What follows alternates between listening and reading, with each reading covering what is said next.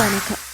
இரவு நேர பிரதான செய்திகளின் ஊடாக நர்மதா சிறையில் முதலில் தலைப்புச் செய்திகள். யாழில் மற்றொரு வாகன விபத்து, 2 பலி. மே மாத இறுதிக்குள் 5 லட்சம் ஜனாதிபதி அதிரடி நடவடிக்கை. கோர்முஸ் நீரிணையில் பெரும் பதற்றம். ஈரானால் அடுத்தடுத்து சிதைக்கப்பட்ட கப்பல்கள். இனி விரிவான செய்திகள். யாழ்ப்பாணம் உரும்பிராய் பகுதியில் இடம்பெற்ற வாகன விபத்தில் 2 உயிரிழந்துள்ளனர். குறித்த விபத்து இன்று அதிகாலை இடம்பெற்றுள்ளதாக தெரிவிக்கப்பட்டுள்ளது. விபத்தில் மோட்டார் சைக்கிளில் பயணித்த 65 வயதான தந்தையும் 29 வயதான மகனும் உயிரிழந்துள்ளதாக காவல்துறையினர் தெரிவித்துள்ளனர். உரும்பிராய் பகுதியில் மோட்டார் சைக்கிளில் இருவரும் பயணித்துக் கொண்டிருந்த போது எதிரே வந்த கனரக வாகனம் மோட்டார் சைக்கிள்களுடன் நேருக்கு நேர் மோதி விபத்துக்குள்ளாகியுள்ளதாக காவல்துறையினர் தெரிவித்துள்ளனர். சம்பவம் தொடர்பாக மேலதிக விசாரணைகளை மேற்கொண்டு வரும் காவல்துறையினர் கனரக வாகனத்தின் ஓட்டுநரை கைது செய்துள்ளதாக தெரிய வருகிறது. இவ்வாறு உயிரிழந்தவர்களின் சடலங்கள் தற்போது உடற்கூற்று பரிசோதனைக்காக யாழ்ப்பாணம் போதனா வைத்தியசாலையில் வைக்கப்பட்டுள்ளன. டிட்வா சூறாவளியால் பகுதியளவில் சேதமடைந்த வீடுகளுக்காக அரசினால் அங்கீகரிக்கப்பட்ட 5 லட்சம் ரூபாய் இழப்பீட்டுத் தொகையை மிக சிக்கலான சந்தர்ப்பங்களை தவிர ஏனைய அனைத்து பயனாளிகளுக்கு மே மாத இறுதிக்குள் வழங்கி முடிக்குமாறு ஜனாதிபதி அனுரகுமார திசாநாயக்க பணிப்புரை விடுத்தார். இன்று முற்பகல் ஜனாதிபதி அலுவலகத்தில் நடைபெற்ற முன்னேற்ற மீளாய்வு கலந்துரையாடலின் போதே ஜனாதிபதி இவ்வாறு தெரிவித்தார். முழுமையாக சேதமடைந்த வீடுகளில் வசித்தவர்களுக்கு புதிய வீடொன்றை வழங்குவது அல்லது வீடொன்றை கொள்வனவு செய்வதற்காக 50 லட்சம் ரூபாய் இழப்பீட்டுத் தொகையை வழங்கும் பணிகளின் முன்னேற்றம் குறித்து இதன்போது விசேட கவனம் செலுத்தப்பட்டுள்ளது.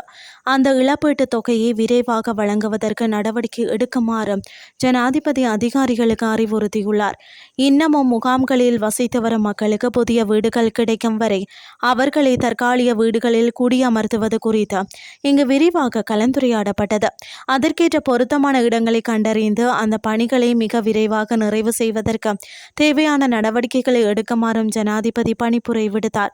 மிக ஆபத்தான பகுதிகளில் வசிக்கும் மக்களை வேறு இடங்களில் குடியமர்த்துவது குறித்தும் இங்கு கலந்துரையாடப்பட்டதுடன் புதிய வீடு வாங்குவதற்கு இழப்பீடு பெறாதவர்களுக்காக வீட்டு தொகுதிகளை நிர்மாணிப்பதற்கான திட்டங்கள் குறித்தும் கவனம் செலுத்தப்பட்டுள்ளது. இனி வெளிநாட்டு செய்திகள். கோர்முஸ் நீரிணையில் ஈரானிய புரட்சிகர காவல் படையினரால் 3 சரக்கு கப்பல்கள் இலக்கு வைக்கப்பட்டுள்ள சம்பவம் சர்வதேச அளவில் பெரும் பரபரப்பை ஏற்படுத்தியுள்ளது. தாக்குதலில் யூபோரியா என்ற கப்பல் ஈரானிய கடற்பரப்பிற்கு அருகில் தரை தட்டியுள்ளதாகவும் MSC பிரான்செக்கா மற்றும் எபமி நோன்டாஸ் ஆகிய கப்பல்கள் ஈரானிய படையினரால் கைப்பற்றப்பட்டு அந்நாட்டு கரையை நோக்கி திருப்பப்பட்டுள்ளதாகவும் ஈரானிய ஊடகங்கள் தெரிவிக்கின்றன.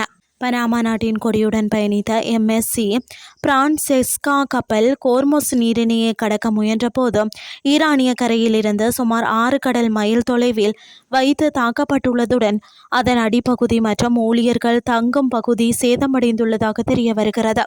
அமெரிக்கா மற்றும் இஸ்ரேல் நாடுகளுடனான ஈரான் போர் தீவிரமடைந்துள்ள நிலையில் கோர்முஸ் நீரிணையை ஈரான் மீண்டும் மூடியுள்ளதாக அறிவித்த பின்னணியிலேயே இந்த அதிரடி தாக்குதல்கள் முன்னெடுக்கப்பட்டுள்ளன.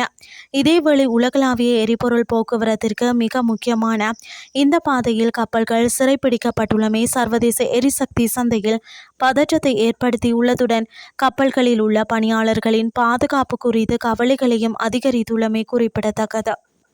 இத்துடன் செய்திகள் யாவும் நிறைவடைகின்றது. அடுத்து காலை 8:30 எதிர்பாருங்கள். நன்றி.